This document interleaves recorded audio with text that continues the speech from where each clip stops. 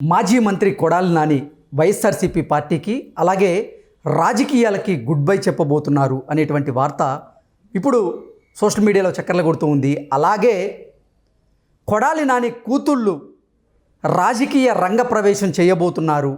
అయితే వారిద్దరూ వైఎస్ఆర్సీపీ తీర్థం పుచ్చుకోకుండా మరో పార్టీ తీర్థం పుచ్చుకునే అవకాశం ఉంది అనేటువంటి వార్తలు ఇప్పుడు సోషల్ మీడియా వేదికగా చక్కర్లు కొడుతున్నటువంటి నేపథ్యంలో ఈ అంశం మీద మనం విశ్లేషణ చేసుకునేటువంటి ప్రయత్నం చేద్దాం.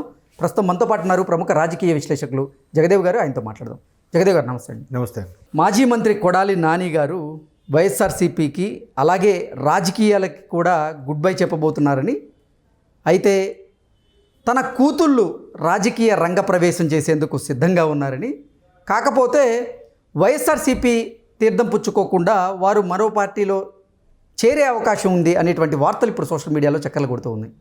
ఏంటి నిజంగా కొడాలి నాని జగన్మోహన్ రెడ్డికి భారీ జలక్కివ్వబోతున్నారా? ఆయన వైసీపీకి గుడ్ బై చెప్పబోతున్నారా?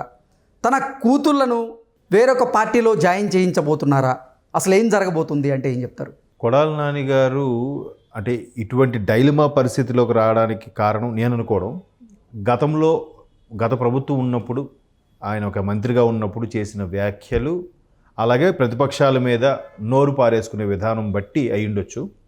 కాకపోతే ఇప్పుడు అందరికీ కూడా ఎవరెవరైతే వైసీపీలో ఉన్నారో వాళ్ళందరూ కూడా ఏ పార్టీలోకి వెళ్దాం, ఇందులోనే కొనసాగుదామా లేదంటే పక్క పార్టీ వైపు చూద్దామా అనే ఆలోచనలో ఉన్నారు. బట్ సోకాల్డ్ ఎవరెవరైతే ఒక 5-6 బాగా ప్రజలందరి నోళ్ళలో నానేరో, ప్రతిపక్షాల మీద కానీ చంద్రబాబు నాయుడు గారి మీద కానీ పవన్ కళ్యాణ్ గారి మీద ఎవరైతే విపరీతంగా నోరు పారేసుకున్నారో వాళ్ళు తప్ప మిగతా వాళ్ళందరూ కూడా పక్క చూపులు చూస్తున్నారు. ఇక్కడ కూడా మళ్ళీ ఏం చేస్తున్నారు, టీడీపీ జనసేన అయితే కొద్దిగా ఆలోచిస్తున్నారు. ఒకే ఒక ఆప్షన్ అంటే బీజేపీతో అంతగా ఎక్కడ వైరం లేదు, అలాగే వాళ్ళ మీద ఏం విమర్శలు చేయలేదు కాబట్టి బీజేపీకి ఆప్షన్ ఉంది. సరే, బీజేపీలోకి వెళ్దామంటే టీడీపీ జనసేన పెర్మిషన్ ఇస్తుందా ఇవ్వదా, టీడీపీ జనసేనలో అడ్డుకుంటారా లేదా అనేది ఒక డైలమాలు ఉన్నారు. ఇంకో the one and only option అంటే కాంగ్రెస్ ఉంది.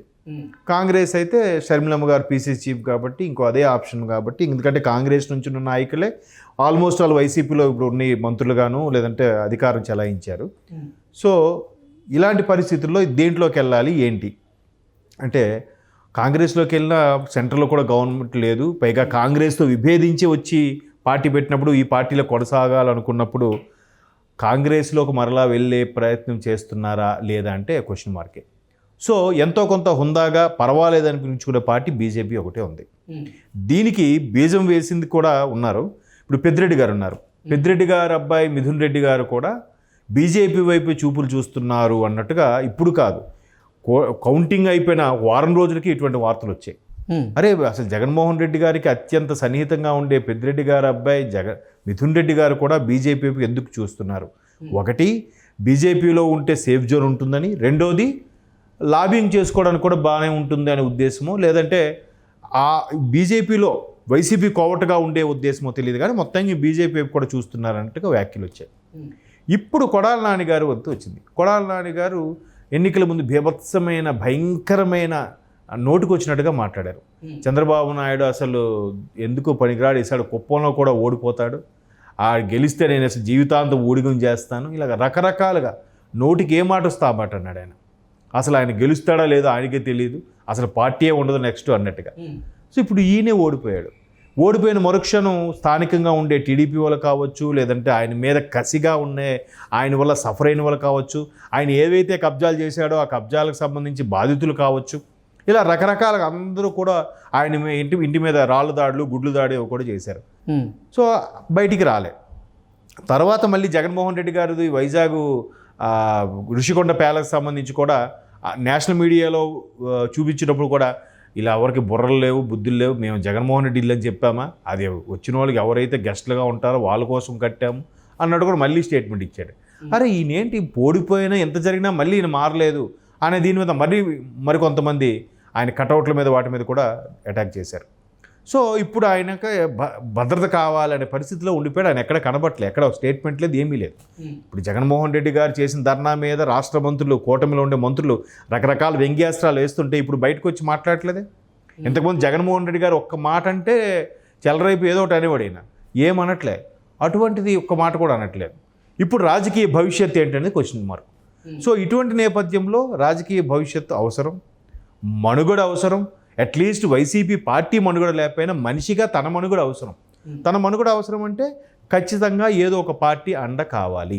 అది కూడా నేషనల్ పార్టీ అండ ఉంటేనే సేఫ్ జోన్ ఉంటారన్న ఆలోచనతో అందరూ కూడా బీజేపీ వైపు పావులు కదుపుతున్నారు, బీజేపీ వైపే మొగ్గు చూపుతున్నారు. టీడీపీ జనసేనకి ఇంకా ఛాన్స్ లేదు. ఎందుకంటే అటు పవన్ కళ్యాణ్ గారు అదే క్లారిటీతో ఉన్నారు, ఇక్కడ చంద్రబాబు నాయుడు గారు కూడా అదే క్లారిటీతో ఉన్నారు. ఎక్కడ ఇటువంటి వ్యక్తులు తీసుకునే అవకాశం లేదు అన్నట్టుగానే మాట్లాడుతున్నారు. సో ఇటువంటి నేపథ్యంలో మరలా టీడీపీలోకి కానీ జనసేనలోకి కానీ ధైర్యం చేసి వెళ్ళలేరు. ఎవరు గిల్టీ వాళ్ళకి మాట్లాడిన ఇంకా వాళ్ళని ఏం అడుగుతాం, వాళ్ళ కింద స్థాయిని ఏం దువ్వుతాం అని ఒక బీజేపీ ఆప్షన్ కనబడుతుంది. సో బీజేపీలో కూడా టీడీపీ జనసేన అడ్డుకుంటాయేమో అని వాళ్ళు వెళ్లకుండా వాళ్ళ తాలూకా అనుచరులను, బిడ్డలను, మేనలను పంపించే ప్రయత్నం చేసే భాగంగా చాలామంది వైసీపీ నాయకులు ఉన్నారట. అందులో కొడాల నాని గారు కూడా ఇప్పుడు తన బిడ్డలు ఏదైతే అందుకొచ్చారో వాళ్ళని కూడా మెల్లగా బీజేపీ వైపు, ముందుగా ఒక యువమోర్చా వైపు, తర్వాత బీజేపీ వైపు, ఆ మెల్లమెల్లగా ఏముంది తండ్రి ఒక పార్టీ కూతురు ఒక పార్టీ, ఇక్కడ అభిప్రాయ భేదాలు వేదండి, మేమంతా ఒక కుటుంబమే కానీ మా అభిప్రాయం వేరు అని చెప్పే ప్రయత్నం. ఎందుకు గట్టిగా మాట్లాడితే ఇక్కడ ఒకే కుటుంబంకి చెందిన వాళ్ళైనా పురంధరేశ్వరి గారు బీజేపీలో ఉన్నారు, ఇక్కడ భువనేశ్వరి గారు టీడీపీలో ఉన్నారు, అంటే చంద్రబాబు నాయుడు గారు మిస్సెస్. సో అక్కజల్లులు వేరువేరుగా ఉన్నప్పుడు తండ్రి కూతురు కూడా ఇక్కడ ఈయన వైసీపీలో ఉంటాడు, బిడ్డలు మాత్రం బీజేపీలోకి వెళ్తారు అన్నట్టుగా ఒక రకంగా ప్రొజెక్ట్ చేయడానికి ప్లాన్ చేస్తున్నట్టుగా కూడా చూస్తున్నారంట. సో ఇంక వేరే ఆప్షన్ లేదు. ఈయనైతే వైసీపీలోనే కొనసాగాలి, వేరే దగ్గరికి వెళ్ళడానికి ఎక్కడికి ఆప్షన్ లేదు. ఈవెన్ కాంగ్రెస్లో కూడా వెళ్ళలేరు కొడాల నాని గారు, ఎందుకంటే షర్మిలమ్మ గారిని కూడా విపరీతంగా దుయ్యబట్టారు.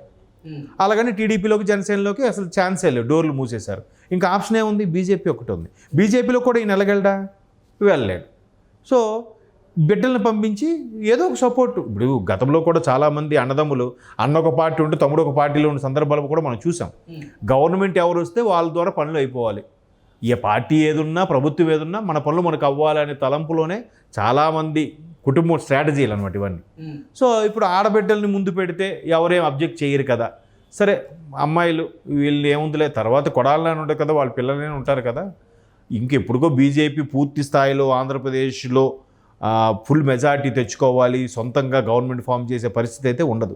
ఇప్పుడు కూడా బీజేపీ 9 స్థానాలు గెలుచుకుందంటే because of TDP Janasena alliance వల్లే, లేకపోతే అది అన్ని స్థానాలు ఎక్కడ గెలుచుకోగలదు, దానికి అంత ఓటింగ్ పర్సంటేజ్ కూడా లేదు కదా. సో ఇప్పుడు కాకపోతే భవిష్యత్తులో తరాలకైనా ఉపయోగపడేలాగా మెల్లగా బీజేపీ వైపు మొగ్గు చూపేలాగా పావులు కదిపే ప్రయత్నం చేస్తున్నారట కొడాల నాని గారు. సో అంటే ఆయనకైతే అన్ని దారులు మూసుకుపోయాయి. సో బిడ్డల ద్వారా అయినా అలా వెళ్తే ఏదో కొంతలో కొంత సేఫ్ జోన్ ఉంటుంది కదా, అట్లీస్ట్ లావింగ్కైనా ఫోన్ చేసి ఆపడానికైనా, అరెస్టుల పరంగా కానీ లేదా ఇంకో కేసుల పరంగా కానీ చెప్పడానికి, హోల్డ్ చేయడానికి ఛాన్స్ ఉంటుందన్న ఉద్దేశంతో బిడ్డల్ని అటువైపు పావులు కదిపేలాగా సెంట్రల్లో ఒక, అంటే వారికి కూడా రాజకీయ భౌతవ్యం ఉండాలి అంటే ఆ పార్టీలో అయితేనే మనుగడ సాధించగలరు అనేటువంటి నిర్ణయానికి ఆల్రెడీ కొడాల నాని గారు వచ్చేసారు అన్నట్లుగా కొన్ని వార్తలు వస్తాయి. అవునండి, అంటే ఇప్పుడు సెంట్రల్లో ఉన్నప్పుడు ఏంటంటే జాతీయ పార్టీ కాబట్టి ఒకవేళ స్టేట్లో గవర్నమెంట్ ఉన్నా లేకపోయినా సెంట్రల్లో చక్రం తిప్పే అవకాశం ఉంటుంది కాబట్టి ఏదో ఒకటి పార్టీకి సంబంధించిన పదవిలో అయినా కొనసాగొచ్చు కదా. ఇప్పుడు యువ మోర్చా లాంటివి, బీజేపీ మహిళా యువ మోర్చా కానీ అలాగే ఏవైనా వాటిల్లో కూడా కొనసాగితే కొంత గ్రిప్ ఉంటుంది, పట్టు దొరుకుతుంది. ఏవైనా ఇష్యూస్ అయినప్పుడు అట్లీస్ట్ ఫోన్ చేసి హోల్డ్ చేయడానికి, మరీ సెక్షన్లు తప్పించకపోయినా చిన్న సెక్షన్లతోనే కవర్ అయ్యేలాగా అలా చేసుకోవచ్చు అనే ఆలోచనలు ఉన్నారు. భవిష్యత్తులో ఇటువంటివి సేఫ్ జోన్ కోసం ఈ ప్లాన్లని ఇప్పటి నుంచి గ్రౌండ్ లెవెల్ నుంచి స్టార్ట్ చేశారు. అది ఓకే అండి, thank you so much. Thank you.